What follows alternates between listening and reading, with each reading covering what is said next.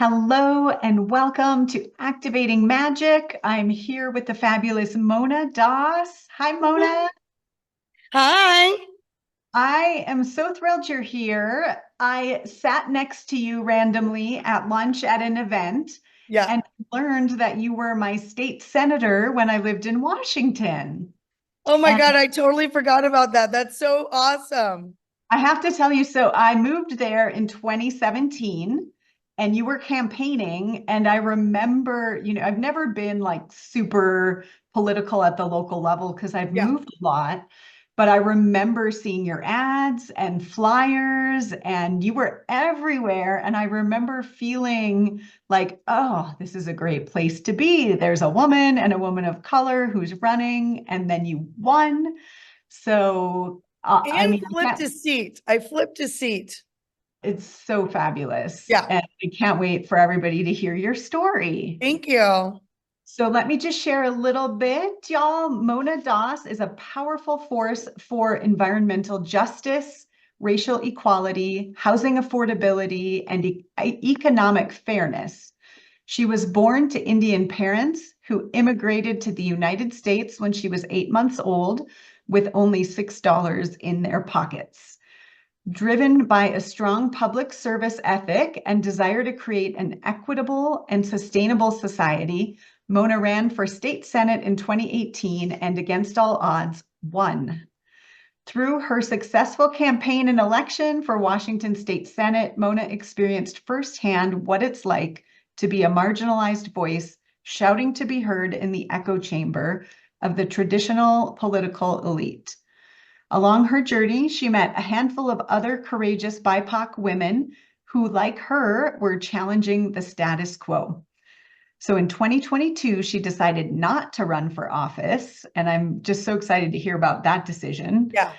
as she felt called to create greater change from outside the system. So Mona has created a film and all sorts of swag associated with it called Badass Women Doing Kick-Ass Shit. And there's the sticker. I didn't want to tell you this sad news, but mine got a little damaged. We'll Um, get you a new one, Darla. these women came together to share their narratives. And the film has won numerous awards, including 2 Telly Awards, an Impact Docs Award, and an award from the Accolade Global Film Competition. Mona, just your professional background or your educational background, BA in or BS in psychology, MBA in sustainable business, Yep. women's campaign school at Yale University, and for 20 years operating Moxie Money LLC, which offers fundraising techniques for all kinds of nonprofits and Yeah. candidates. Yep. So I also happened to be in Phoenix with you when your bill went into effect, So cool. Yeah. styrofoam ban in Washington. So congratulations and Thank thanks for you. saying yes to being here. So we're here at Activating Magic, and magic for us is that inner knowing, that sense of divine guidance, being in the right place because you just know to move in a certain direction. We happen to be recording this, at a very historical time right now where there is a woman of color on the ballot for the president. And so I know you're just Big on day. fire between that and your business and your work and hosting retreats and all of that. So, Mona, what would you want to say to be known given everything that I just shared? I think for me, my story is very unusual, but it's not an unusual immigrant story. And so my family came to America with $6 when I was 8 months old. And we made it, right? Like I think when my parents decided to come here, I don't think anyone envisioned that I would end up being a senator for a state of Washington. And so it's really, truly the American story, right? In a way. And because I was a naturalized citizen at 13, because my mom went through the process, I automatically became a citizen, which was very cool because the test is very hard. Most Americans, I don't think, can pass the No. test. It is an honor to have run for office and won and flipped a seat. And I authored 28, I think it's 28 bills. That's remarkable. Most people don't do that many in 4 years. Some of my colleagues did 0 or 1 bill a year. And so because, I think because I'm an immigrant and I have this crazy work ethic from my parents, I don't know any better. Like I have to, like our voices, women and women of color voices are so drowned out in this country. And so what happened yesterday, and I was telling you this in our pre-meeting, it was probably one of the best days of my life. If you had told the little girl who smelled like curry and whose parents wore weird clothes and whose artifacts in my home were, the Taj Mahal and weird stuff from India, if you would have told that little girl that one day someone that looked like me would run for president of the United States, I mean,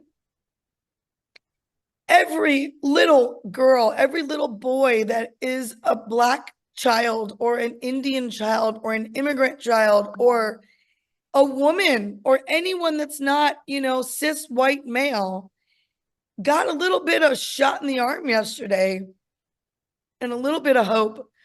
And I actually had 24 hours to process it because I knew 24 hours in advance of what was happening. And I was still surprised. I was still shocked. And I still, I have no voice today because I was on the phone screaming and crying and, mobilizing people, to help her raise money.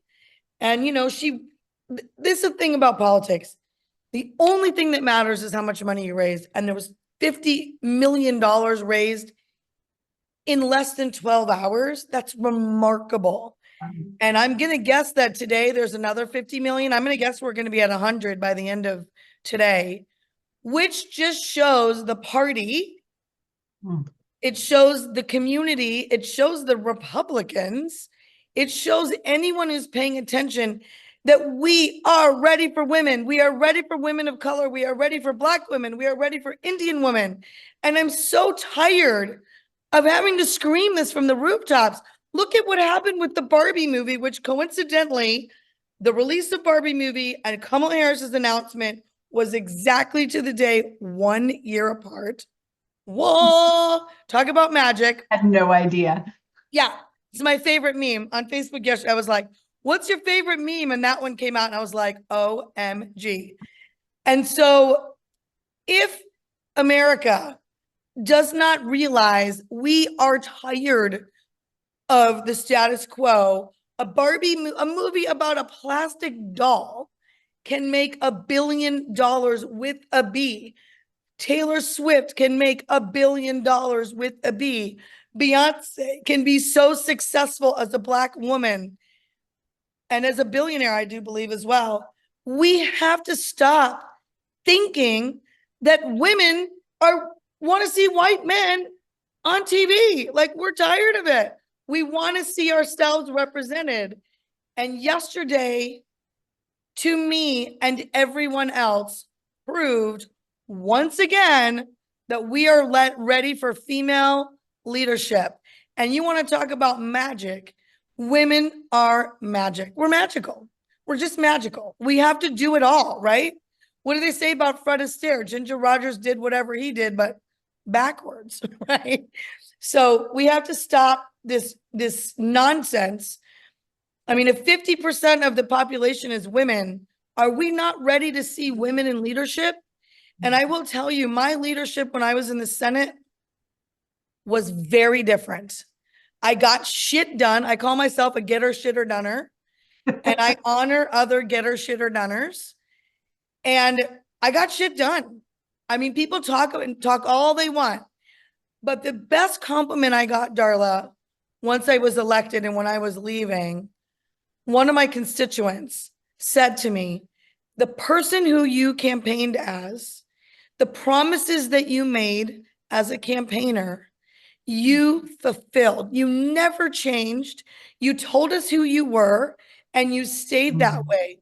That was by far the best compliment I ever received, because it meant that I said what I was going to say. I said what I was going to do. I did it.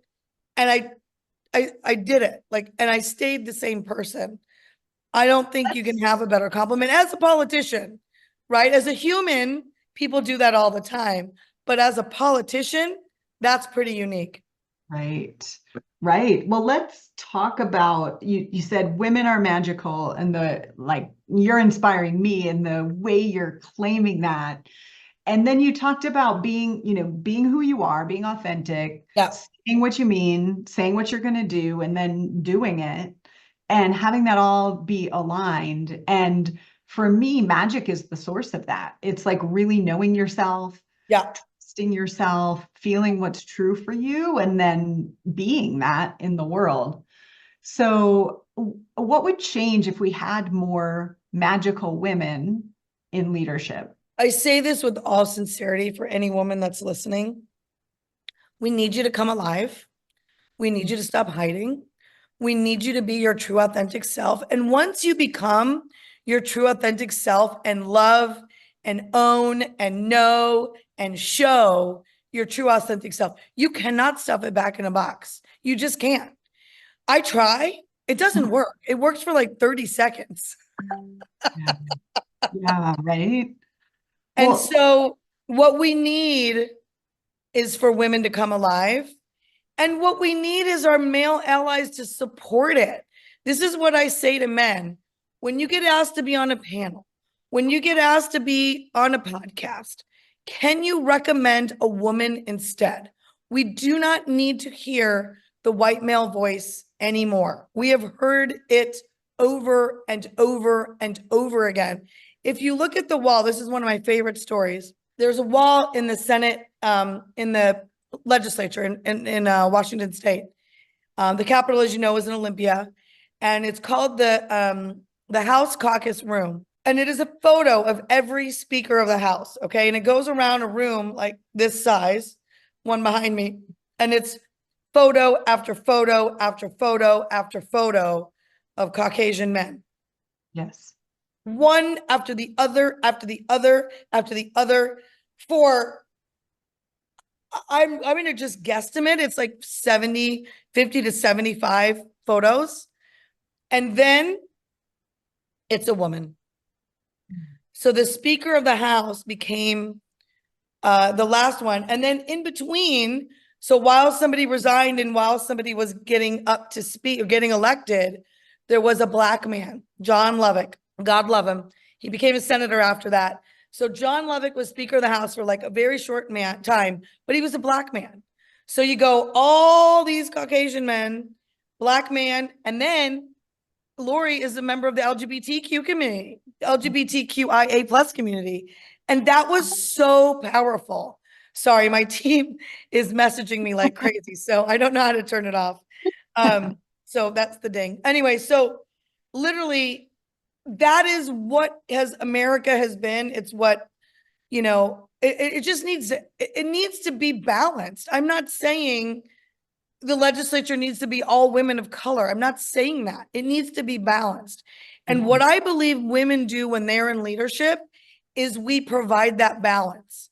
We make sure it's representative, right? Like right now, I don't know if you ever saw that photo of the men that were deciding healthcare when number 45 was in office. I won't speak his name. And the only diversity in the photo for people deciding healthcare for our country, the diversity was in the color of their ties, because they were all men that do not look like me, making decisions about healthcare for you and for me. And I'm calling bullshit on that. That time is over. And yesterday was the proof. $50 million. And you know this better than anyone. Money is energy. All money is energy. It's flowing all around us all the time. So $50 million of pieces of divine energy went towards Kamala Harris yesterday. I hope that Vice President Harris, and I've met her probably 4 or 5 times, I hope that she went to sleep last night knowing that the country had her back. That's beautiful. Ooh, yeah. Mona, what was it like being someone committed to authenticity and being in the Senate? Like, and I don't know, whatever you feel comfortable sharing, but I Oh, always think girl, it's so all coming out in my fascinating. book anyway. So Yeah. it was fantastic. I mean, they loved electing a brown woman.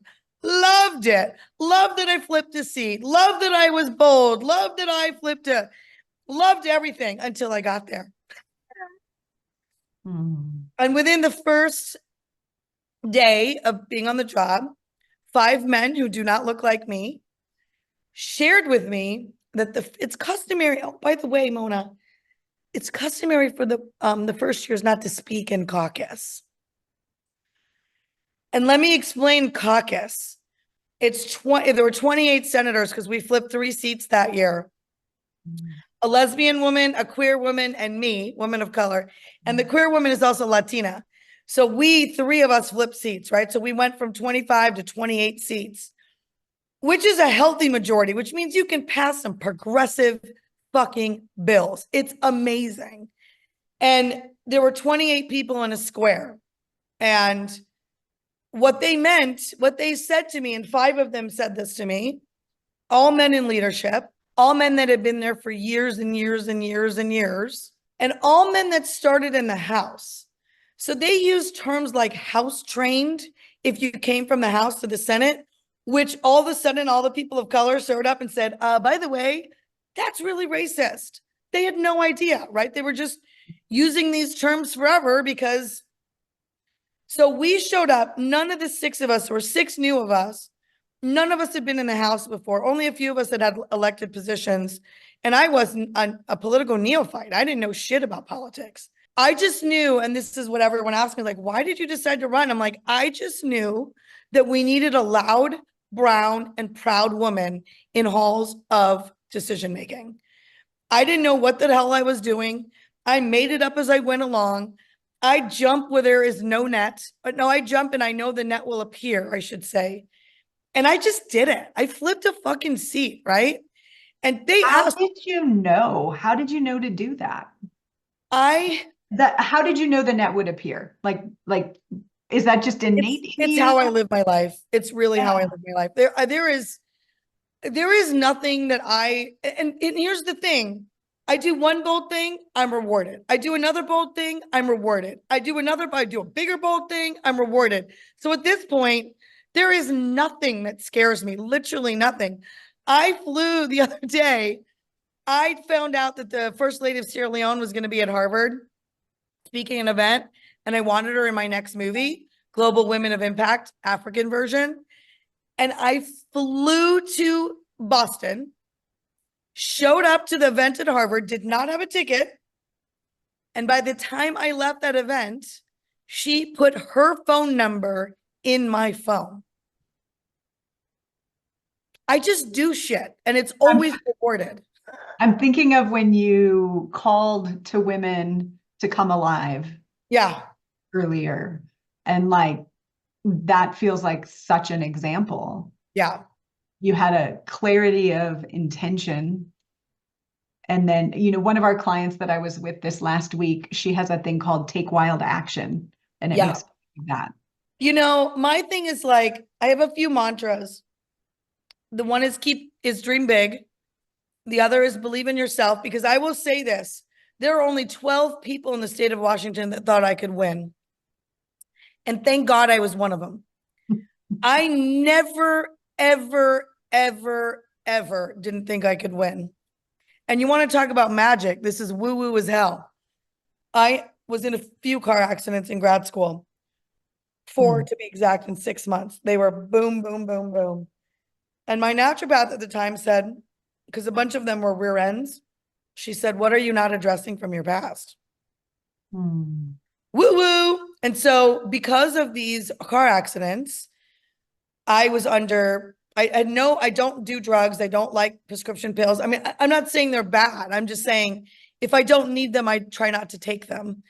And so I did all chiro, acupuncture, massage. I did it all in the natural way. My acupuncturist, who was also a massage therapist, was also Chinese medicine, who also studied in China.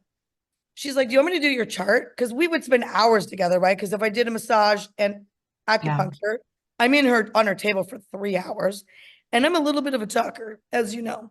So, we, got to talking one day and she's like, do you want me to do your chart? And I was like, yeah. I was probably 37 at the time. I haven't told this story ever. She did my chart and it said that in my 47th year, it's going to make me emotional, I would be recognized for my efforts. Hmm. Guess how old I was when I won the Senate seat? 47? Yep. Wow. And so Hmm. I knew I was going to win. I just knew I was going to win. I just had no doubt in my mind. And as many people that told me, oh, you can't, I mean, my father said, you can't win. What are you doing? You're bringing shame to the family, like all this crap. And the thing, when people say you can't do something, it's because they can't do it. Yeah. So if you're listening to this podcast right now, when someone says you can't do it and you think you can, don't listen to them. Get new friends. Stop talking to your family about your dreams. Find other people to share your visions with.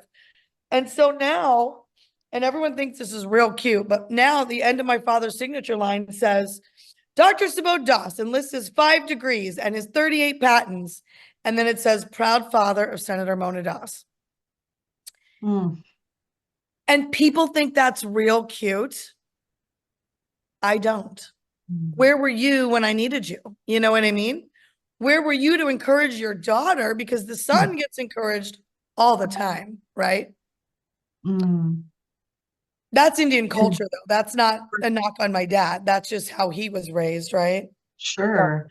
Well, and for him to actually use the words shame to your family, and I know that's cultural also, but we all walk around with that knowing, like, if we step out of the box, yeah. Thanks to Brene how would Brown, we we all be? know a lot about shame. Right. Wow. Yeah. And so you have a brother? I do, yeah. Whose house I'm in right now? Whose beautiful Oh, home I'm right. in. Yeah. And he was supported in a different way, it sounds like. Oh, yeah. I mean, yeah. So you just knew, and I'm curious because, I have an assessment that helps people identify how their knowing speaks to them. Oh, nice. And I'm curious, how'd you just know? Was it like a physical sensation? Was it like you saw something and you went, that's for me? I'm a Was very, very powerful manifester. My friends call it manifesting. I have manifested $25,000 to the penny, a jaguar in Peru in the jungle, a brown bear in Yellowstone. Hmm. Recently, I manifested, oh God, what did I manifest recently that was really awesome? Something awesome, I can't remember. But I'm a All really, the really time. powerful manifester. In fact, Susie, a gal that I met recently, she wants to host a seminar with me, as I was sharing about the early, called Manifesting Money, because I'm really good at manifesting money. One of the gals on my team says to me, I've never seen anyone manifest money the way you do.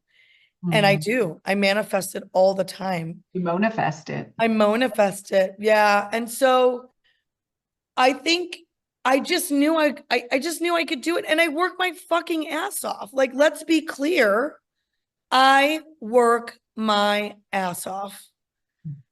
So I mean, prolific writer of bills, obviously. yeah, yeah. There's a magic called expansion magic, which is like just this knowing that the universe is abundant and everything is possible. And that's what I'm hearing. And you said your family came with $6 when you were just a baby. Yeah. Like, where's that come from? How'd you just know? Is it a soul karmic thing? How is it that you just know that you can create money? Because I'm also assuming that part of how you flipped the seat And part of how I knew about you, and I just like newly arrived in Washington, Yeah, is that's that you had amazing. money, right? You had campaign funds. Yeah, I raised so much money for my campaign. So my background is sales. I've always been a salesperson or business development or whatever. So I just took my sales knowledge and skills and my gumption and translated to campaigns. And towards the end of my campaign, I was, I'll never forget this.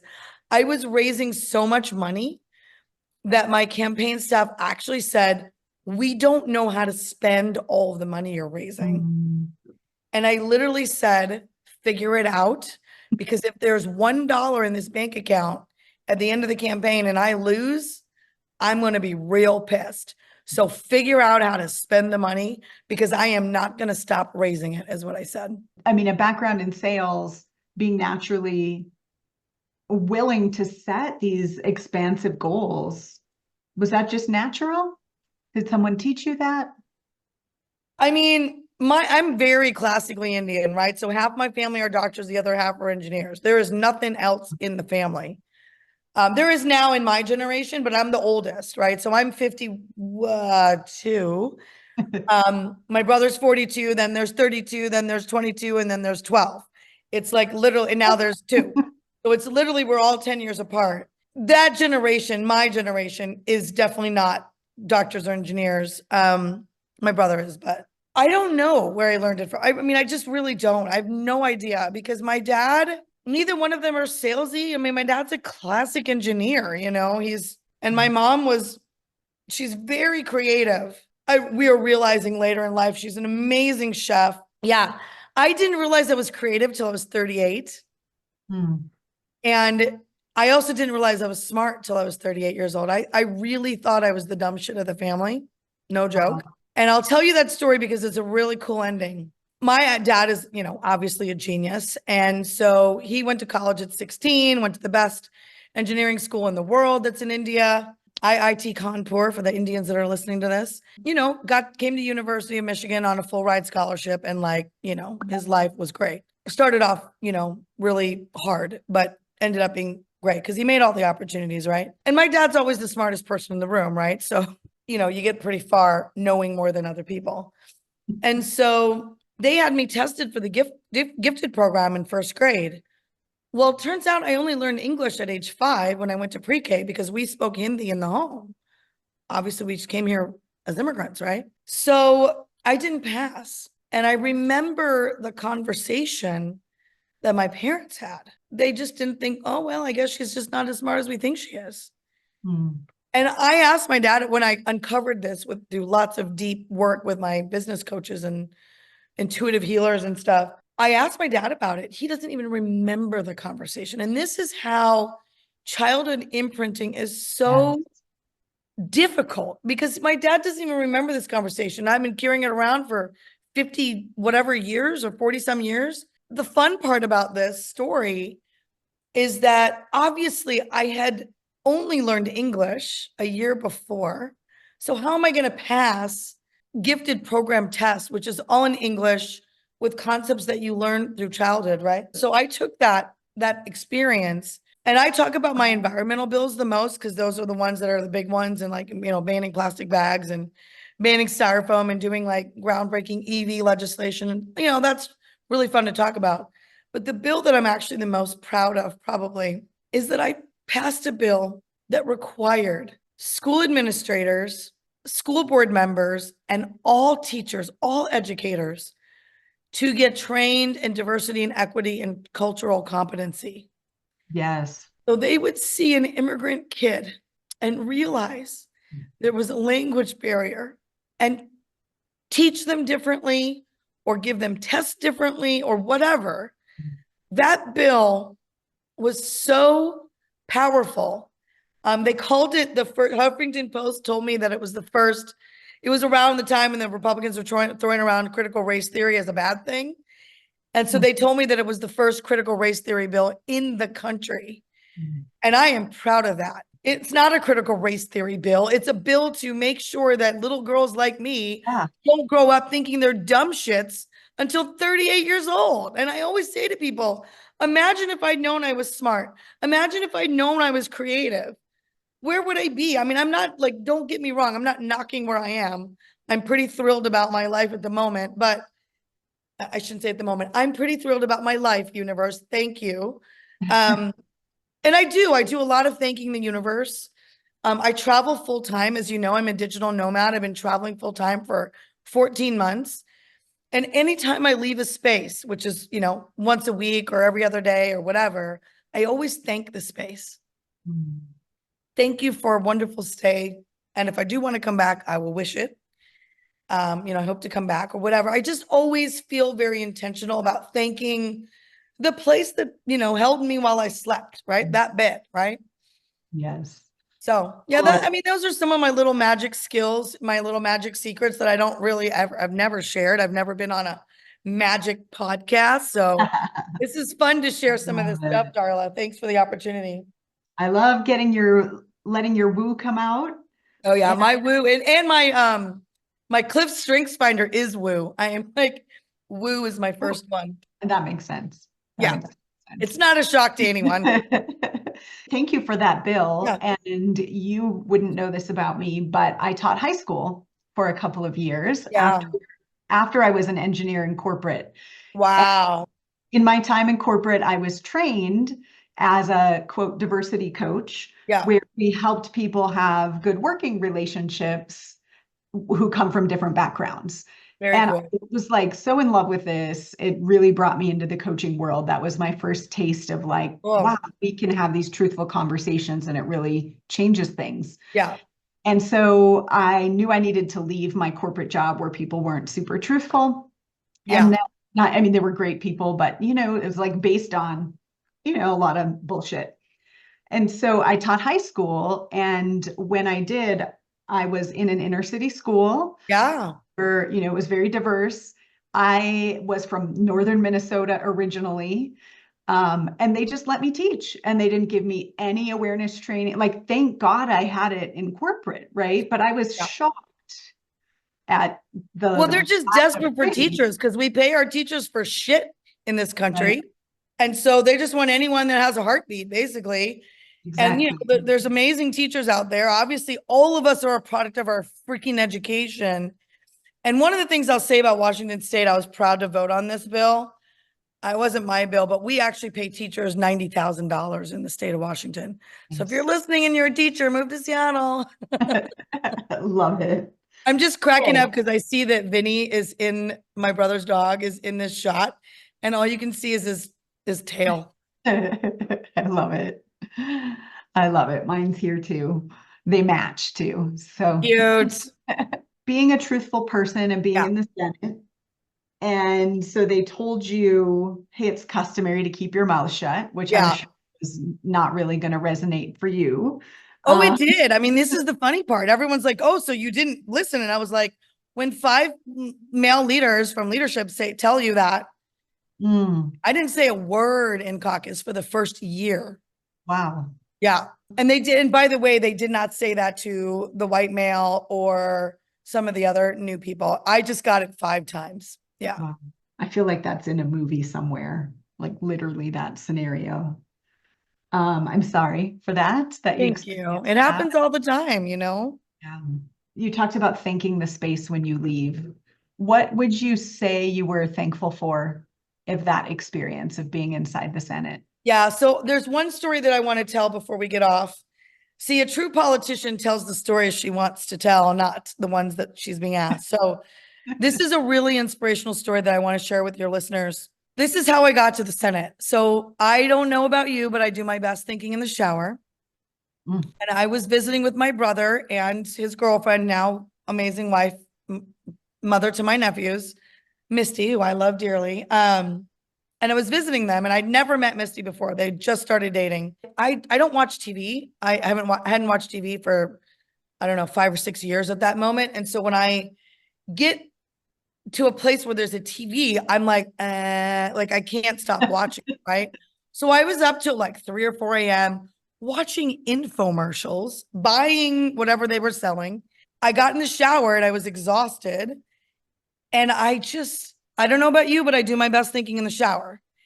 And I literally got out of the shower and I said to my brother, I said, I'm going to be a senator. That was the download I got in the shower. I don't know where it came from. I don't remember if it was something I was watching on TV that day or what. And we just laughed because, again, I mentioned this earlier. My family are doctors or engineers, right? Like we have no politicians in the family. We literally laughed. Soam and Misty do not remember, my brother and sister-in-law do not even remember this conversation, but I do. And so it was that idea that I had that I just put on the shelf. And we all have those ideas. And sometimes you bring it down, you dust it off, and you go, you look at it, you laugh or cry or whatever, and it doesn't make sense right now. So you put it back on the shelf. This was that idea that just kept coming back and back and back. And then one day I had moved to Seattle. I was walking my dog, and believe it or not, my dog Cleveland had more energy than me. Very, very spirited dog. And he didn't like to stop. So I'm literally walking Cleveland and I see a sign and it said Pramila Jayapal for Senate. And I stop in my tracks because I knew three things looking at that sign, and I cannot tell the story without getting emotional. She was a woman. She was Indian. And it said senator. And in that moment, I knew if she could do it, I could do it. And my dog is barking and pulling and wanting to go. And I mean, I think I was in front of the sign for 5 minutes. It could have been 30 seconds. I don't know. But it was that moment that changed my life, because you cannot be it if you cannot see it.